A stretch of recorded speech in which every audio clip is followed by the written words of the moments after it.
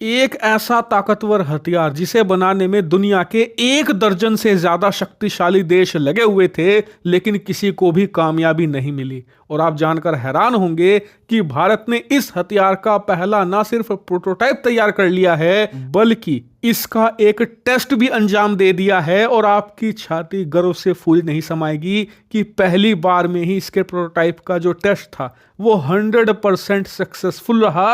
और उससे भी बड़ी बात, इस हथियार को तैयार किया है भारत की एक प्राइवेट हथियार निर्माता कंपनी ने। हालांकि भारत की मिनिस्ट्री ऑफ डिफेंस ने, यानी कि हमारे रक्षा मंत्रालय ने भी इनकी थोड़ी मदद करी, लेकिन फिर भी इस प्रोजेक्ट को पूरी तरीके से डेवलप किया भारत की एक प्राइवेट कंपनी ने। यानी कि हमारी एक छोटी सी कंपनी ने यूरोप अमेरिका की सबसे शक्तिशाली हथियार कंपनियों को धूल चटाकर रख दी है। लेकिन यह हथियार है क्या, क्यों भारत इसे बनाना चाहता है? और मैं आपको गारंटी देता हूं, आप में से कुछ लोग इसके बारे में जानते जरूर होंगे, लेकिन ये नहीं जानते होंगे कि भारत इसे बनाना क्यों चाहता है और दुनिया के शक्तिशाली देश इसी हथियार के पीछे क्यों पड़े हुए हैं। लेकिन आप निश्चिंत रहिए, इस बहुत ही कॉम्प्लेक्स टेक्नोलॉजी वाले हथियार को मैं बहुत ही आसान भाषा में इस वीडियो में आपको बताने जा रहा हूं, जिससे कि सारा मामला बड़ी आसानी से आपको समझ में आ जाएगा। तो चलिए बिना टाइम वेस्ट के वीडियो को फटाफट शुरू करते हैं। तो दोस्तों, सबसे पहले इस हथियार का नाम जान लीजिए।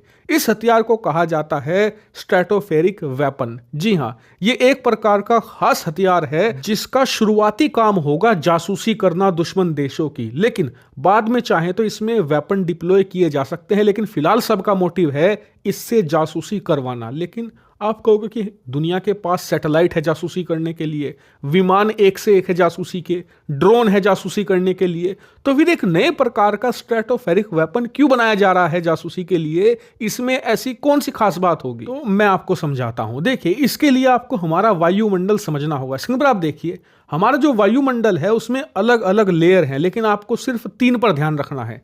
सबसे पहले ट्रोपोस्फेयर, इसमें हमारे जितने भी प्लेन होते हैं वो उड़ते हैं, ड्रोन उड़ते हैं, इसके अलावा जितने भी लड़ाकू विमान होते हैं वो उड़ान भरते हैं। फिर इसके बाद सबसे बाहरी जो परत होती है उसे कहा जाता है एक्सोस्फेयर। इसमें जो हमारी सैटेलाइट्स होती हैं वो मौजूद होती हैं और ये पृथ्वी से 750 किलोमीटर ऊपर होती है।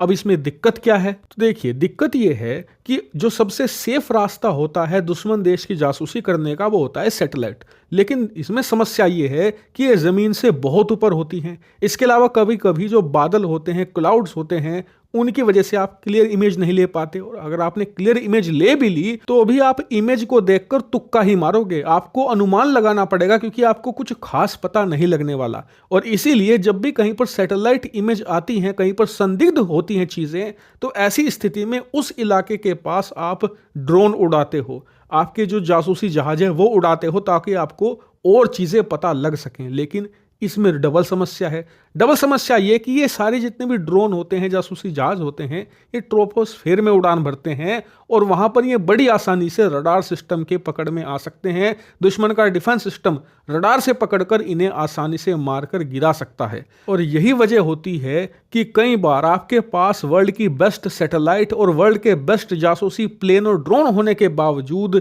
आपके दुश्मन बचकर निकल जाते हैं, या फिर आपको दुश्मन की रणनीति पता नहीं होती। और इसी चीज को सोल्व करता है स्ट्रेटोस्फेयर। दरअसल जो वायुमंडल का सबसे बाहरी परत होती है एक्सोस्फेयर, और जो सबसे निचली परत होती है ट्रोपोस्फेयर, उसके बीच में ये स्थित होता है।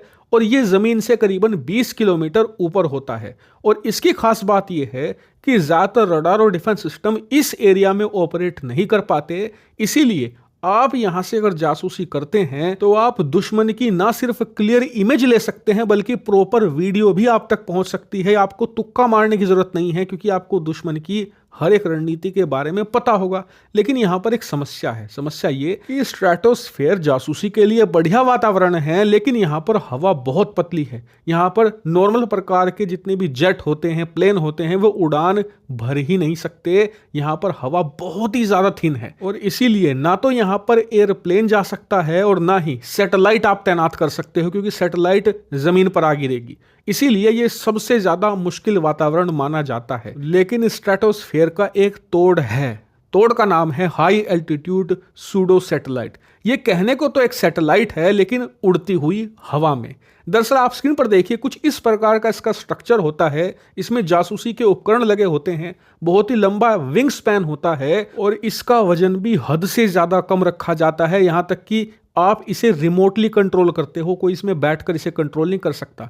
इतना ही नहीं, इसमें किसी भी प्रकार का ईंधन नहीं होता, यह प्योरली चलता है सोलर से। जी हाँ, ये सोलर एनर्जी से चलने वाला होता है, इसीलिए आप इसे कई दिनों तक आराम से उड़ा सकते हो और ये दुश्मन की जासूसी करता रहेगा, दुश्मन को पता भी नहीं चलेगा। इसीलिए इस हथियार को सबसे लीथल माना जाता है, क्योंकि अगर आपके पास ये आ जाता है तो आप दुश्मन की रणनीति का, दुश्मन के देश में क्या क्या चल रहा है, बहुत सही सही पता लगा सकते हो। और सबसे खास बात, इसे बनाना कोडियों का काम है। मतलब अगर आप सैटेलाइट लॉन्च करते हो अंतरिक्ष में, तो पहले उसे बनाने में कई सौ मिलियन डॉलर लगते हैं, फिर उसे अंतरिक्ष में भेजने में कई सौ मिलियन डॉलर लगते हैं, ओवरऑल बिलियन का खर्चा हो जाता है। वहीं जासूसी प्लेन या ड्रोन की बात करें तो एक एक कई कई सौ मिलियन डॉलर का आता है और उन्हें मारकर गिराने का खतरा भी ज्यादा होता है। वहीं इस स्ट्रेटोस्फेयर हथियार की बात करें, जिसे हाई एल्टीट्यूड सूडो सैटेलाइट कहा जाता है, बनाने में बहुत ही मिनिमम खर्चा होता है।